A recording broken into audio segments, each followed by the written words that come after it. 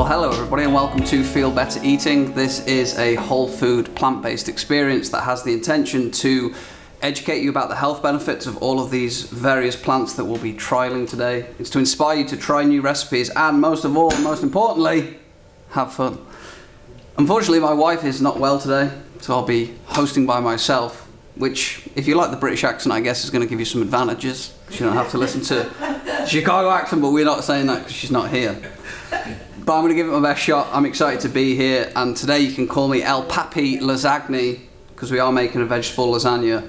It's an absolute banger of a recipe. It's tried, it's tested, we have it in our house pretty frequently, and what I love about lasagna is that you can make it on a Friday, or any really day, but usually for us a Friday, and then it feeds us Friday night and Saturday night, and it tastes better if you let it sit overnight. I don't know if you've ever made lasagna, but for me, all the flavours squash down, so you make it on Friday, it's like an investment in your future, and then Saturday night we usually cook a loaf of bread with it, and it's like, oof, it took 20 minutes, and it's a really tasty meal. So, let's get into it. We're going to start off, and what I've done for this show, I've actually already got one in the oven, so I can do a here's one I prepared earlier, moment later on. So what I'm going to do is show you how I made it, but just on a smaller scale, because I've used most of the ingredients in the big one that the live audience is going to trial. So you just have to imagine this at scale, but it's very, very easy. So firstly, we're going to start off with the replacement for the traditional meat filling of a lasagna, which is typically beef, onions and peppers. And what I've got in this bowl is lentils instead of beef. These are very high in protein, very satiating and very affordable. I've just diced up a white onion. You can use red onions too, that's a personal choice. And then it's got yellow bell pepper in here too. You can use red, green, they only had yellow at the store. But you can use any pepper that you want. As for seasoning for this, I've just gone for Italian seasoning. But really you can mix in whatever you want. If you like it spicy, you can add in crushed red pepper. If you like it smoky, you can add in paprika. There's cayenne, there's all different types. And what you might want to try, and I didn't do it for this recipe, but cacao powder or any sort of chocolate flavour, dark chocolate you can mix in here too. It makes the lasagna sweeter, but sweet and spicy depending on what you want. This is where you can pack in a lot of flavour. So I've gone for a pretty basic one for the filling, but a positive to this is you don't have to cook it in this form. It's going to cook in the oven with the rest of the lasagna. So in a traditional beef lasagna, you cook the beef ahead of time. It's another process. With this, you don't have to do it, which is great. So we're going to set that over here. And in this recipe today, we've got two different types of vegan cheeses, plant-based cheeses, essentially non-dairy cheeses. First one we're going to make is a cashew cheese topping, and this is going to go on the top of the lasagna after. And just because of the order of the blender, I've done this first, but you can do it second. It doesn't make too much of a difference. So we're going to start off with half a cup of soaked cashews. If you watched this show before, you'll have seen the soaked cashews many times, but the reason that we're doing that, if you look, you don't have a comparison. You can see how big they are, how thick they are. That's because overnight the cashews are going to soak up water. And it's also gonna, this water here, I know I put a little bit in it, but it is kind of not great to be eaten because it's got the phytic acid in that raw cashews have. So the soaking process gets rid of that, it expands the cashew and it makes it a lot creamier.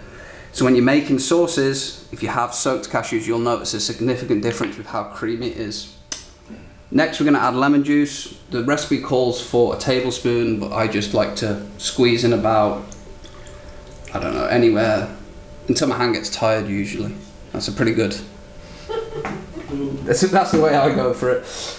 We're then going to add in 2 cloves of fresh garlic, which I haven't peeled, but I would recommend peeling them because the skin is a little bit chewy. It's not great in sauces, probably set on fire.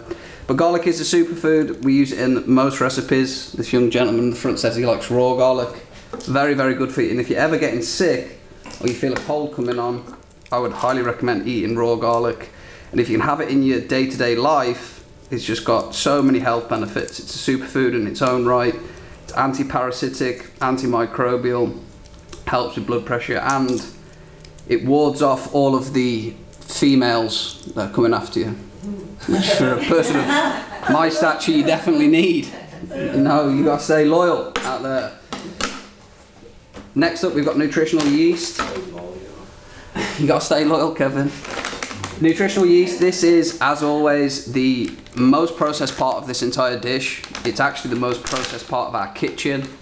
It's made, it's actually kind of a strange procedure how they make this, but it's high in B vitamins, and what this is going to help with is the cheesy taste. Seemingly, someone figured out that if you grow mold on yeast, it tastes cheesy.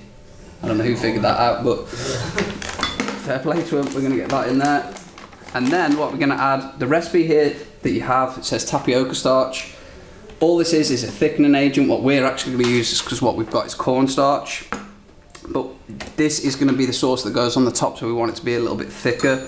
And if you look in there right now, it's going to be quite thin. There is also a cup of water in there that I didn't mention, but there's a cup of water in there. So we're going to go for 4 of these, and you can change the thickness. It's obviously easier to add this after the fact rather than try to take it out. So we're just going to go for like this, bang this back on here, and then we're just going to add in a little bit of salt. A really easy way to stay healthier is to choose good salt in your kitchen. Stop the bad stuff at source, you'll be healthier. And table salt is, and refined salt, he says. Maybe not this salt, because this one's not working. What kind of salt is that? This is stuck solid Himalayan pink salt, but it shouldn't be like that. I don't know. Yeah, I think it's just, there we go. There we go, we made it. But good salt is a really necessary part of our diet. I think salt in general gets a bad rep because table salt that's been heavily refined, stripped of all its nutrients, actually tears the walls of your arteries and veins and your blood as it moves through, which is obviously not good. That's why it can lead to hypertension, a whole host of problems. But good natural salt keeps us alive, it keeps us moving. It's used in nearly all metabolic processes, so choose a good salt and it will go a long way. I'm just going to give this a quick blend, and I know this one blends well. We usually have blender issues, but not this one.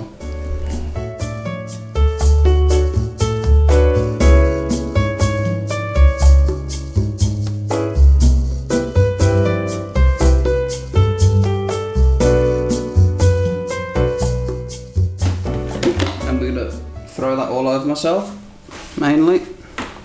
We're going to leave... I keep dropping this, it's terrible. It's not even a gag, that keeps happening naturally.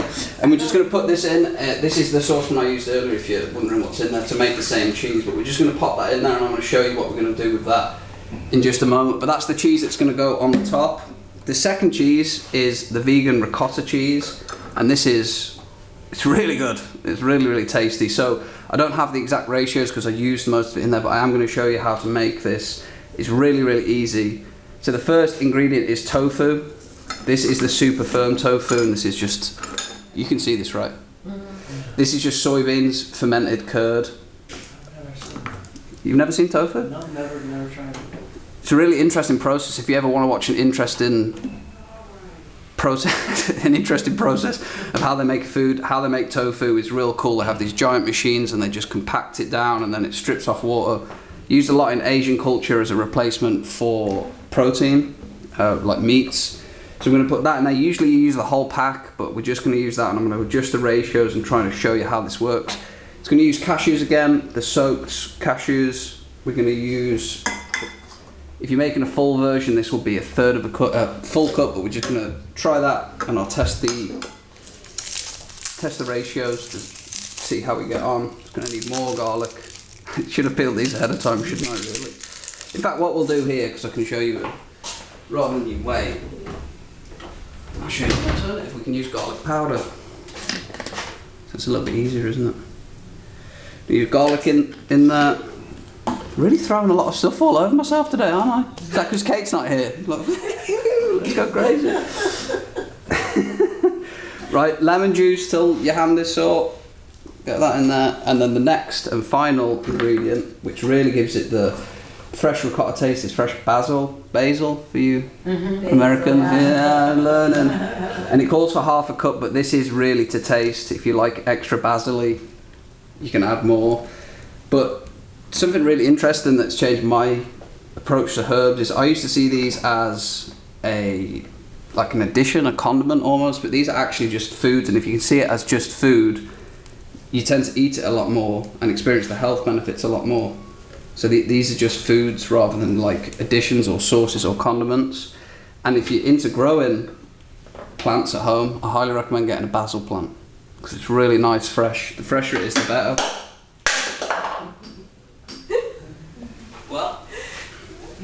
is real. It's like a half a juggling show, isn't it? I've got the throwing part, but not the catching part. Right, let's see how this blends up at this ratio.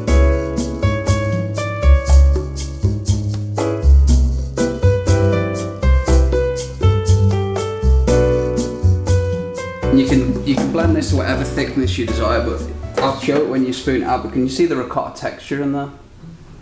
And it tastes really good because it's got that thick, creamy cashews. And if you didn't soak the cashews, you wouldn't get the creaminess. It would be like kind of bitty and harder to spread.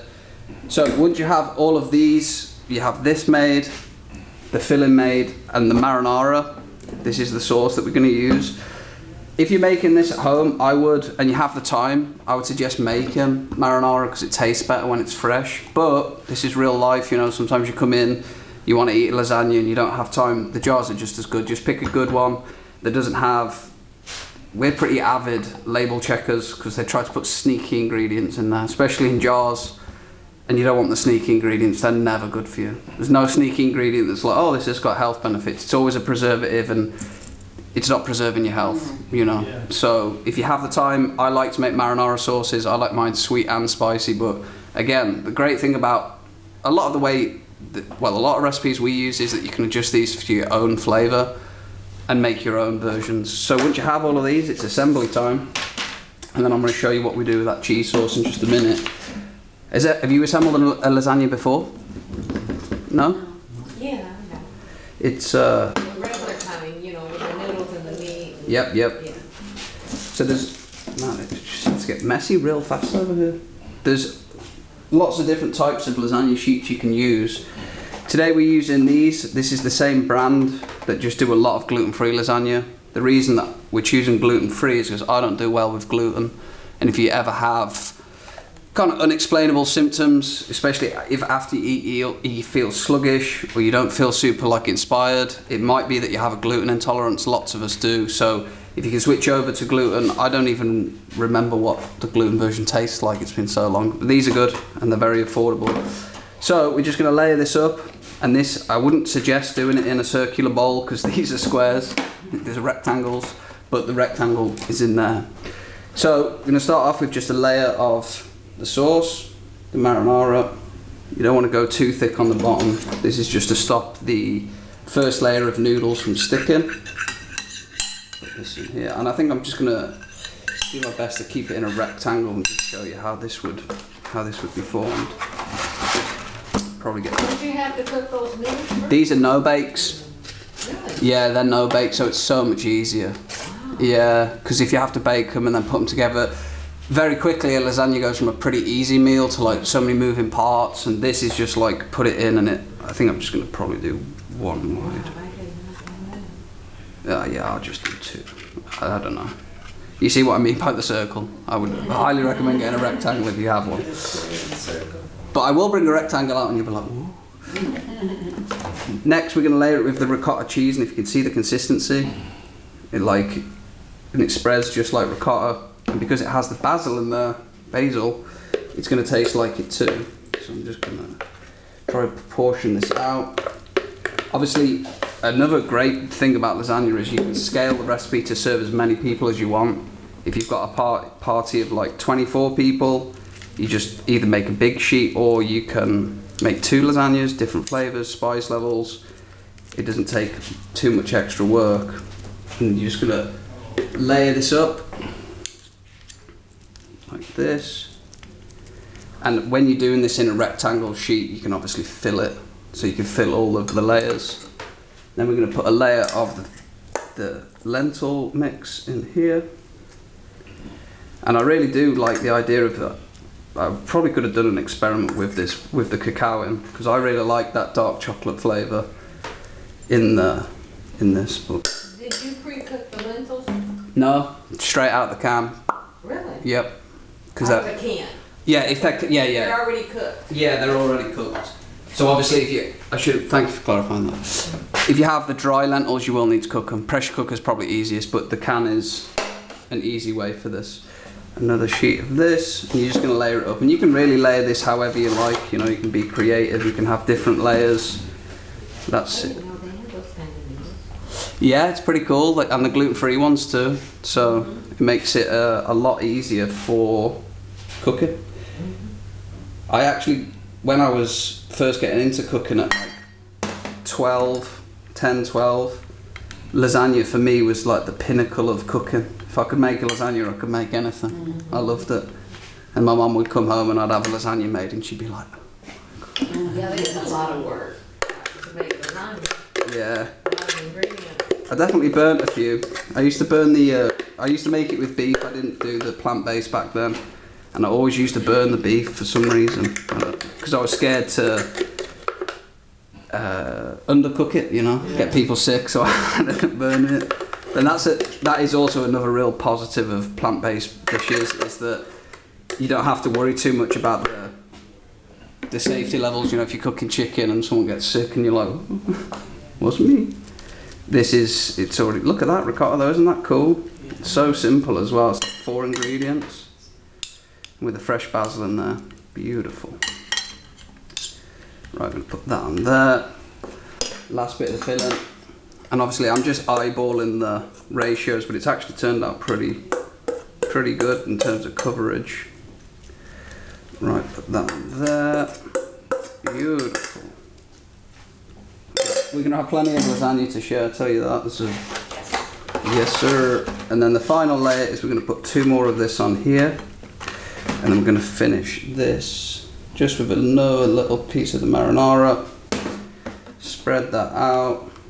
Dun, dun, dun, dun. Beautiful. And the marinara will help the lasagna cook a little bit quicker too.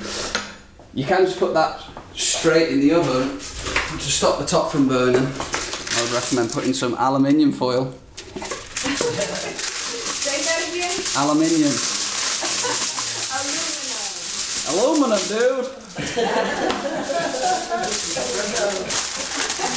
It's a good one. I mean, how could that be so different? Isn't it funny? Right. So you can see how this is thickened up now. Oh, yeah. Oh. So all we're going to do with that, as soon as the lasagna has been in for, this small one won't be accurate, but for the big ones it's usually anywhere between 20 and 30 minutes. We're just going to take this and just put it on the top and then put it back in the oven. Right. This might be a little bit early, yeah, it's a little bit early, but I'll just show you it because we can just cook it through. Just because it'll be good. So I'm just going to put this on. This should fold real nice. Woo! Get that on there. Lovely job. Definitely gonna have the lasagna to take home. I hope you've all got containers. So, why would you choose cashews instead of something else? They're just thick. They're just thick and creamy. There's not many other. I mean, I guess you technically could use other nuts, but for this style of cheese sauce, cashews just work the best. I actually have not actually tried other nuts, but this is just what most of the people are using because, yeah, and they're very satiating as well, and they really adopt flavour well. You know, some nuts like pecans or peanuts, they have a pretty announced flavour. Cashews, they do, but if you mix it with something, it will take that flavour on. So, right, that's gonna go. Put it on this so I can drop it. Don't want to be dropping. And then just putting this back in the oven until it's cooked.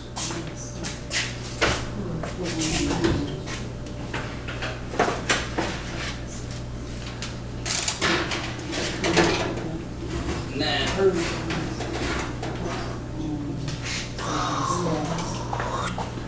Here we are. Here's one we made earlier. So you can definitely, depending on how you like your lasagna, you can let this brown and cook it longer if you so wish. That looks pretty good to me.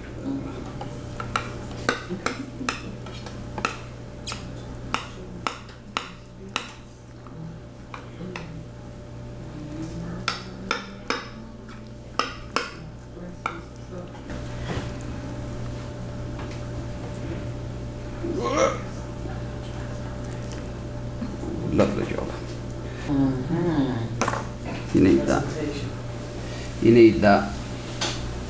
What do they say about how it looks and how it tastes? Not sure. You got that, Kevin? Beautiful. Well, I think that's a really easy way to make a lasagna. You know, I made 2 in an hour. Very straightforward, super tasty, and this will get better the longer it sits for sure. You can also put it back in, brown up the top, serve this out. Everybody's going to be happy, and I encourage you to try it. Thank you very much for watching. This has been Feel Better Eating. This recipe is available on our website, feelbetterliving.com, and we're going to share it with this live audience. So thank you very much. Much love. Peace.